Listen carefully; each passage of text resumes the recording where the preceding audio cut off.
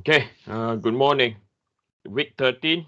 Today is the final lecture of the term. Before I start, I'll talk to you about the exam. The exam will be you will have two questions at 15 marks each. It will be held on December 11 at 7:30 p.m. to 10 o'clock p.m. So it's going to be on a Saturday.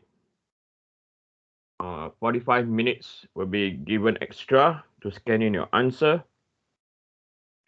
You have to turn on the exam will be held online.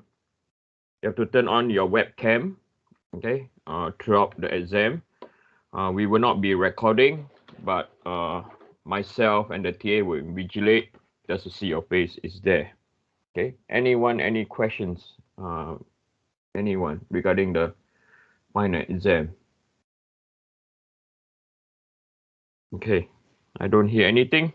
So today the topic is not that difficult. I think it's one of the easiest topic. If you guys can do compound loading and principal stress, that is, I believe that is one of the hard topic. Today we are going to go into analysis and design of beams. Okay, so we are going to go. I'm going to do this through an example first. Okay, but before I example, I want to clarify the analysis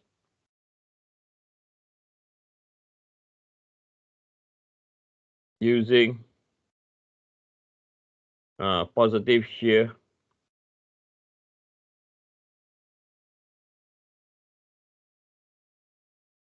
and positive bending moment.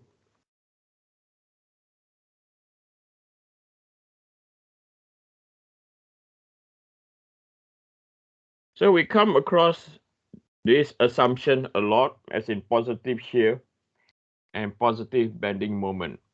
What it actually means, okay? So it all depends on your analysis, okay? So if we have a beam, so I'm going to draw a beam that will be working example on. I'll sketch out the beam. So if we have a beam that looks like this, okay? So at this beam is an overhanging beam. At one point over here, you have a pin, and on the other side, you have a roller.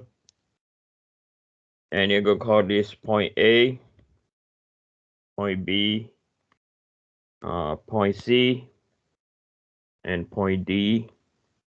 And your beam has an evenly distributed load from point A, B to point C, okay?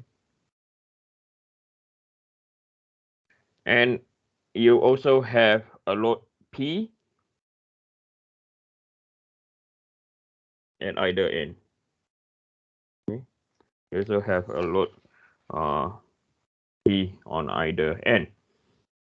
So whenever we analyze, we can analyze from the left side, from point A onwards, means left to right, or you can analyze from point D onwards, from right to left. Okay. So if we were to analyze from left to right, so I'm going to write this analysis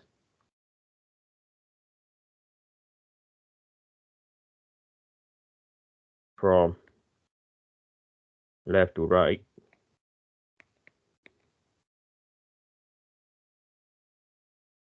Right. So if we were to do that,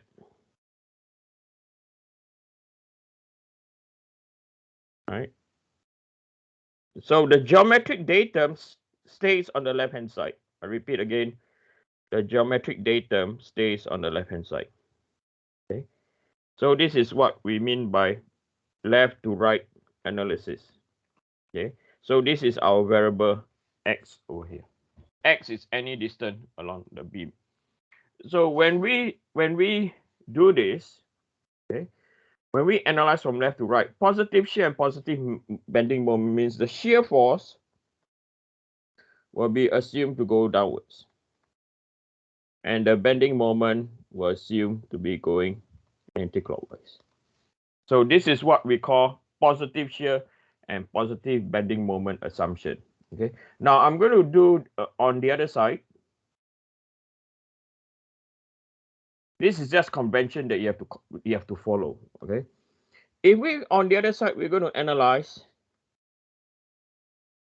the analysis from right to left now.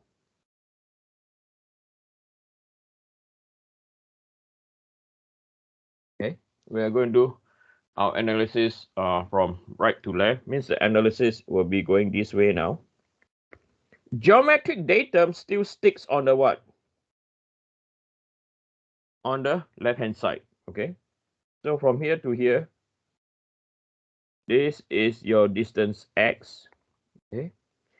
And then from here to here, this will be your L minus X. L is the entire length of the beam. Okay. I repeat again, L is entire length of the beam. So now you're analyzing on the other side of the beam. So this is the other side of the beam now. All right.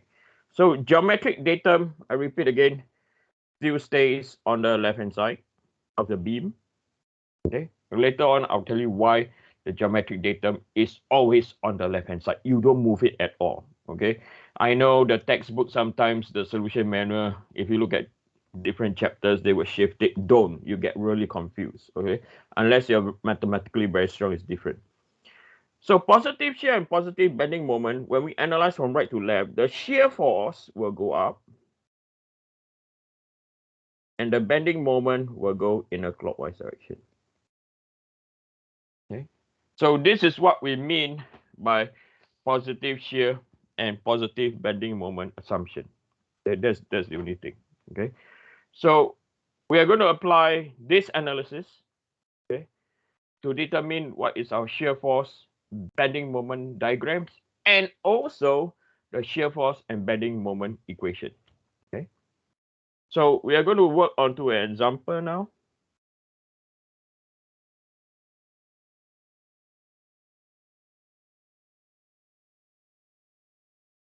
So the example that I'm going to use, the structure is looking exactly like this. Okay.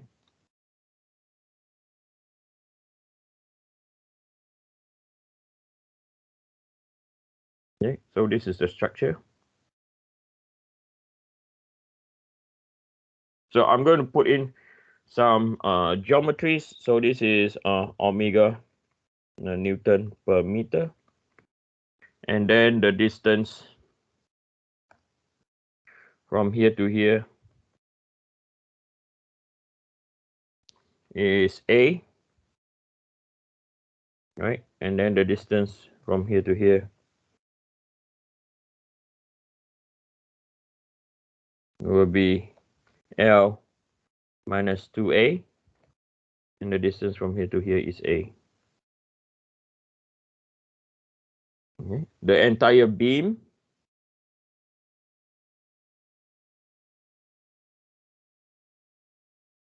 is equal to L. Okay. So I'm going to teach you about boundary condition. Okay. So the boundary condition. So over here, when X is equal to A, so basically this is at point B. Okay. And then this is X is equal to L minus A. This is at point C. Okay. So this is at point B. And this is at point C. Okay. So the boundary condition, okay, I want you to learn this term. No doubt I cannot finish.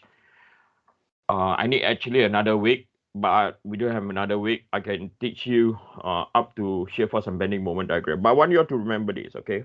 V M theta Y. Okay. So V M theta Y. So what V is the shear force.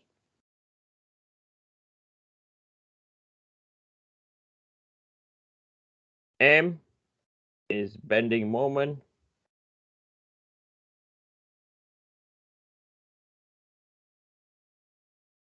theta is the slope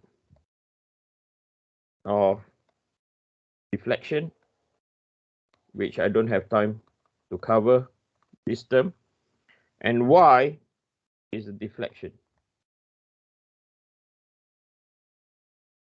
Okay. So what I'm trying to set down here is we are going to set what we call over here known as our boundary condition.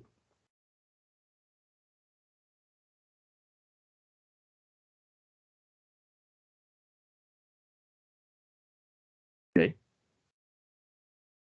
So at point B, there is a reaction, so we don't know what it is. Okay, we have not calculated. So M, we literally we don't know what it is. Moment at x equal to a, we also don't know. Okay, theta we don't know. The only thing we are sure is deflection over here is equal to 0. Okay, that is the only thing that we are sure. When deflection at x equal to L is equal to 0, and deflection at x minus a, what deflection is also equal to 0. That's the only thing that we are sure. Okay, the rest we don't know. Okay, so that's what we mean by boundary. So boundary conditions are known parameters that we are very sure that it's going to be equal to 0, or we know the magnitude. Okay, so that is what we mean by boundary condition. Okay, so I'll give you some other scenarios regarding boundary condition. Okay, so I'm going to do some side. So if your beam is simply supported,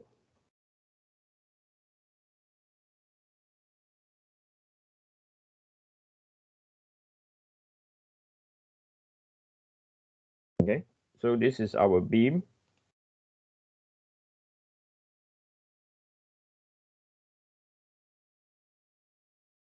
So this is our point A, and this is our point B. Okay, so this is our point A, this is our point B, for example. Okay, so this is x is equal to 0, x is equal to L, V, M, theta, Y. Okay, V, M, theta, Y. So what we know over here, we don't know what is the shear force. Let's say we are given a load. Okay, we are given a load P over here. We don't know what's the shear force. But what we know, when x is equal to 0, the moment is equal to 0. When x is equal to L, moment is equal to 0. Okay, theta we don't know, but we know deflection, this is equal to 0. Okay, so these are the boundary conditions for simply supported. Okay, now you will ask, why will M be equal to 0? Right? For this case, why simply supported M will be equal to 0? So if we were to now remove, okay, let's say now we were to remove the support at B. So let's say now we are going to remove the support at B. What will happen to the beam? The beam will swing downwards, yes or no? Right? The beam will swing downwards with the support at A. That is why moment is equal to what? 0. Okay. Likewise at point B. Okay. If we remove the support at A, the beam will what? Swing down this way. So there's no resistance. Okay. That's why moment is equal to 0. It's understood why deflection is equal to 0, because you have the support. Okay. Next, let's look at a cantilever beam.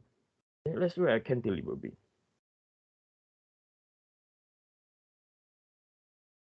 Okay, let's look at a cantilever. No, wrong mode. Sorry. So next, look at cantilever beam.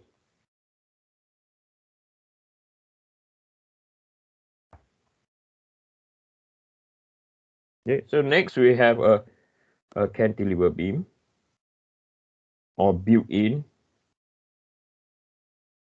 So now we have our cantilever beam.